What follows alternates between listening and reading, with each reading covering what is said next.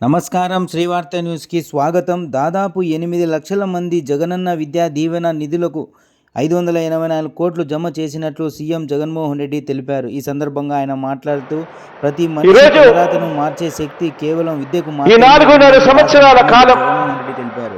ఈ ప్రయాణం ఒక్కసారి గమనించినట్టయితే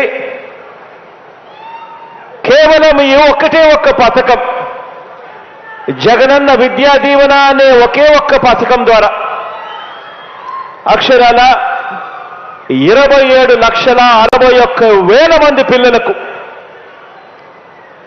27,61,000 మంది పిల్లలకు వాళ్ళ పూర్తి ఫీజులు ఏమాత్రం కూడా ఆ పిల్లలు కానీ ఆ పిల్లల తల్లిదండ్రులు కానీ ఏమాత్రం కూడా ఇబ్బంది పడకూడదు అని ఆ పిల్లల తరపున ఆ పిల్లల తల్లులు అంటే నా అక్కలు నా చెల్లెమ్మల తరపున ఆ పిల్లలకు ఒక మంచి మేనమామగా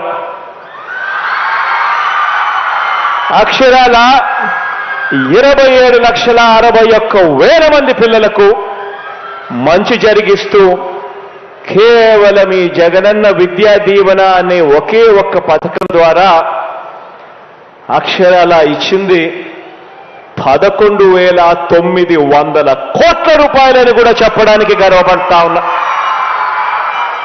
కేవలం ఈ ఒకే ఒక్క పథకం ద్వారా. ఇదొకటే కాదు, జగనన్న వసతి దీవెన అని చెప్పి ఈ 4.5 సంవత్సరాలలో పిల్లలు చదువులే కాదు, వాళ్ళ బోర్డింగ్ అండ్ లాడ్జింగ్ ఖర్చుల కోసం కూడా ఆ పిల్లలు ఇబ్బంది పడకూడదు, ఆ పిల్లల తల్లిదండ్రులు ఇబ్బంది పడకూడదు అని చెప్పి ఆ విషయంలో కూడా ఆ పిల్లలకు అండగా తోడుగా ఉంటూ ఈ 4.5 సంవత్సర కాలంలోనే దీనికోసం ఇచ్చింది మరో 4,275 కోట్ల రూపాయలు. పెద్ద చదువులు చదువుతా ఉన్న ఈ పిల్లలకు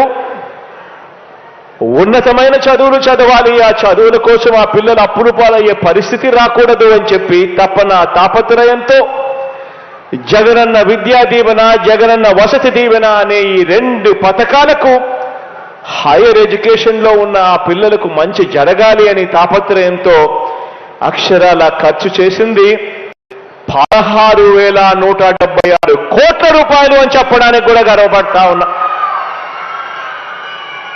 ఈరోజు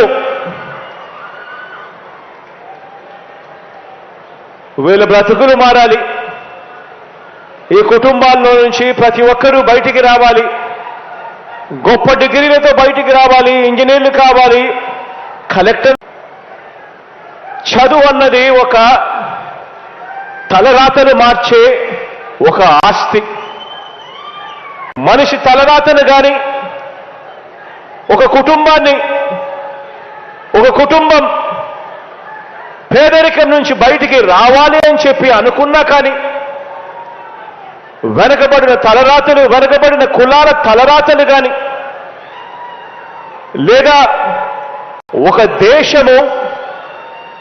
దేశపు భవిష్యత్తు కానీ ఇవన్నీ కూడా మార్చగలిగిన శక్తి కేవలం ఒక్క చదువు మాత్రమే ఉంది అని కూడా ఈ సందర్భంగా తెలియచేస్తూ దీన్ని గట్టిగా నమ్మాను కాబట్టి ఈరోజు మనందరి ప్రభుత్వం విద్యా విధానంలో స్కూల్స్ దగ్గర నుంచి, గవర్నమెంట్ బడుల దగ్గర నుంచి మొదలు పెడితే హైయర్ ఎడ్యుకేషన్ దాకా ప్రతి అడుగులోనూ కూడా ఈ 55 నెలల ప్రయాణంలో విప్లవాత్మక అడుగులు వేయగలిగాము అని కూడా చెప్పడానికి ఈ సందర్భంగా గర్వపడతా ఉన్నా.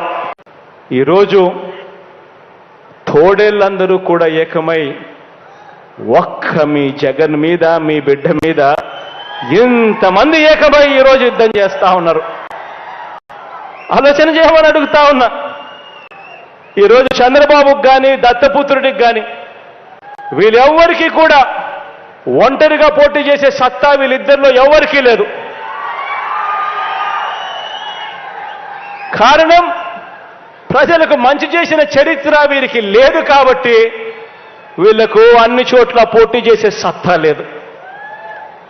ఈరోజు అందుకే వీళ్ళందరూ కూడా నమ్ముకున్నది ఏమిటి అనంటే వంచనను, మోసాన్ని ఈరోజు వీళ్ళందరూ నమ్ముకుంటా ఉన్నారు.